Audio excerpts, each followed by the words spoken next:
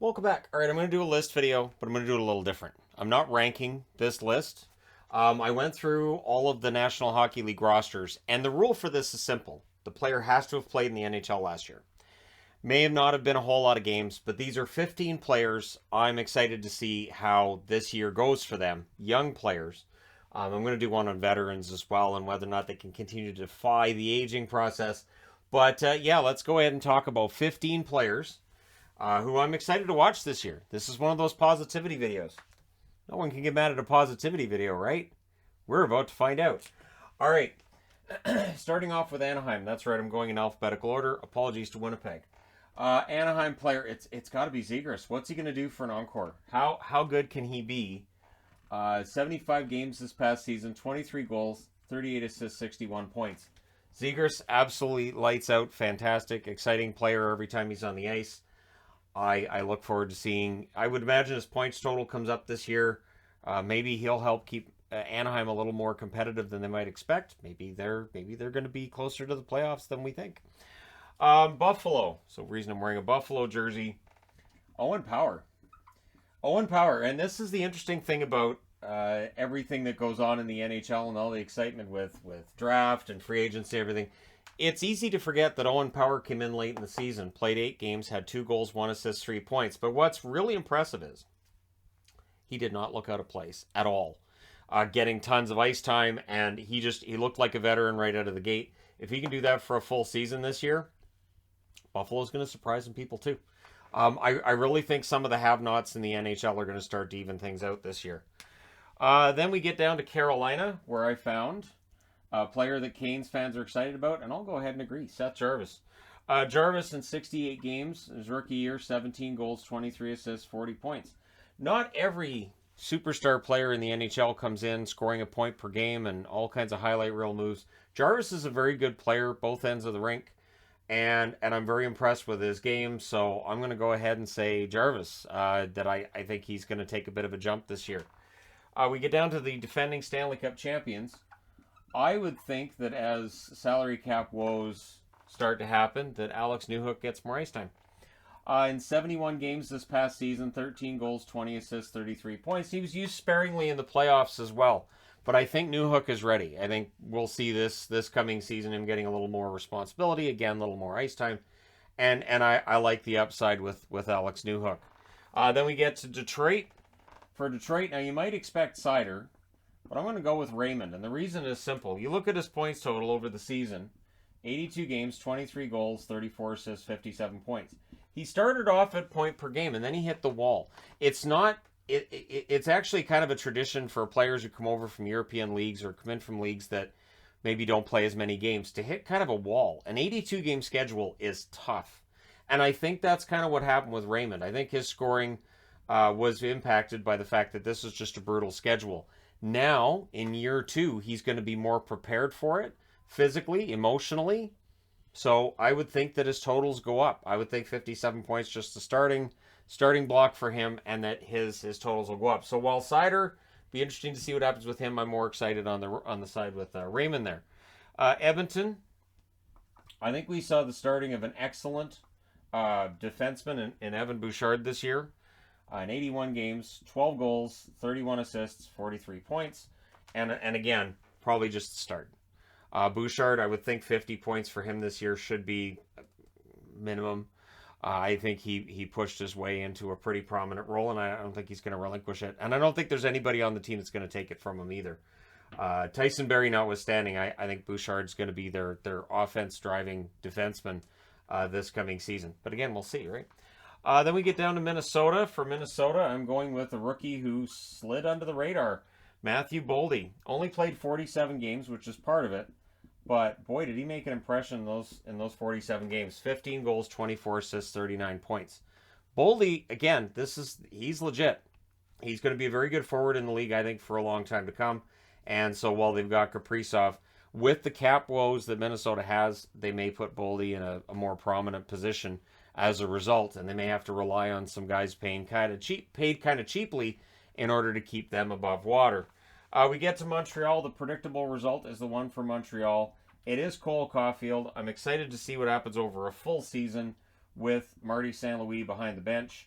because he helped salvage Caufield's really, really awful to that point rookie season. He ends up with 23 goals, 20 assists, 43 points in 67 games.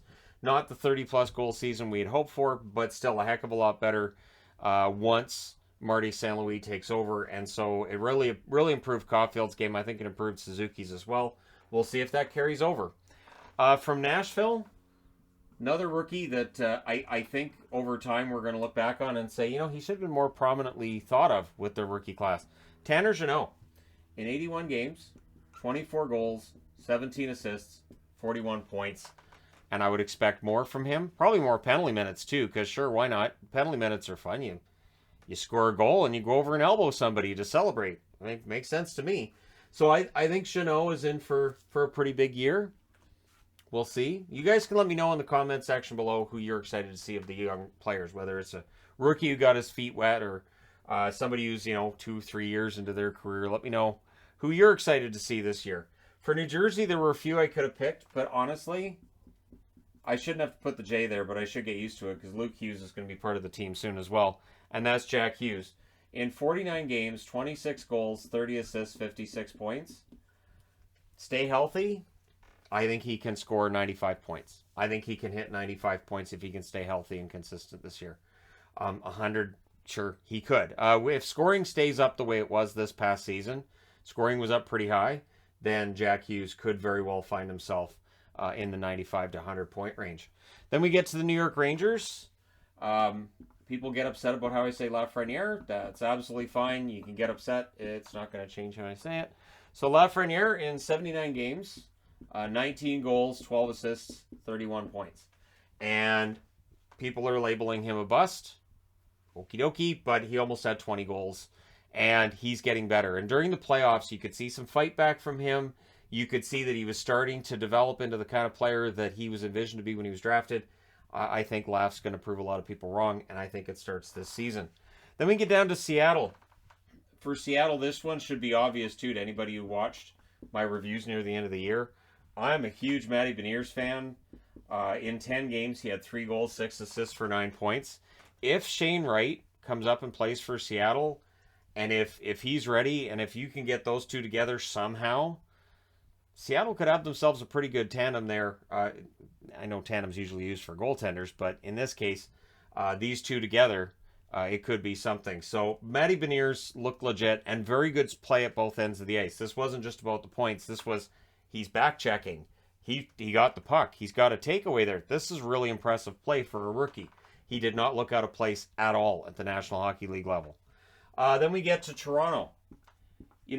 There's been a lot of talk about Sandin for years, and a lot of talk about how good he's going to be and what he's going to mean to the Toronto Maple Leafs. This has to be the year.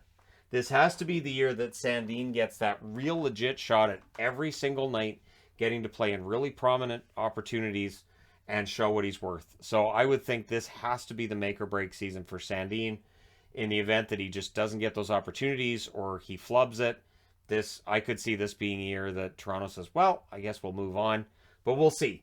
Sandin's a guy that I like. In the 51 games he played, I thought he looked okay. But again, I think he needs more of an opportunity. Then for Vancouver, another guy who was kind of forgotten in his rookie year, and that's podcolson. Played 79 games, 14 goals, 12 assists, 26 points. Those are respectable totals. And for podcolson now, he has the opportunity to maybe play with Mikheyev. We'll see if that's the way the Canucks lean with that. At the very least, to be somebody for him to talk to in Elian Mikheyev.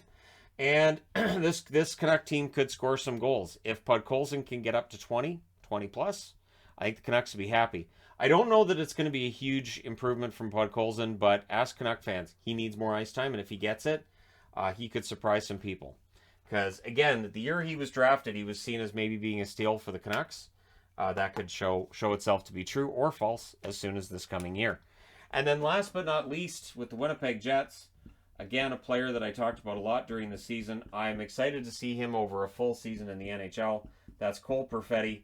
For the Jets, who are going through their own process, as it were, and we can definitely discuss as we get closer to the regular season. I guess I'll discuss with the Jets season preview.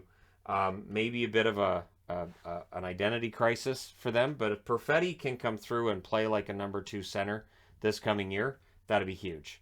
The Jets down the middle, they've had times where they've looked relatively strong, but it's been a conversation for a while. If Perfetti can play down the middle, if they keep everybody else where they are, and if it works out, Winnipeg, again, could be a bit of a surprise this year.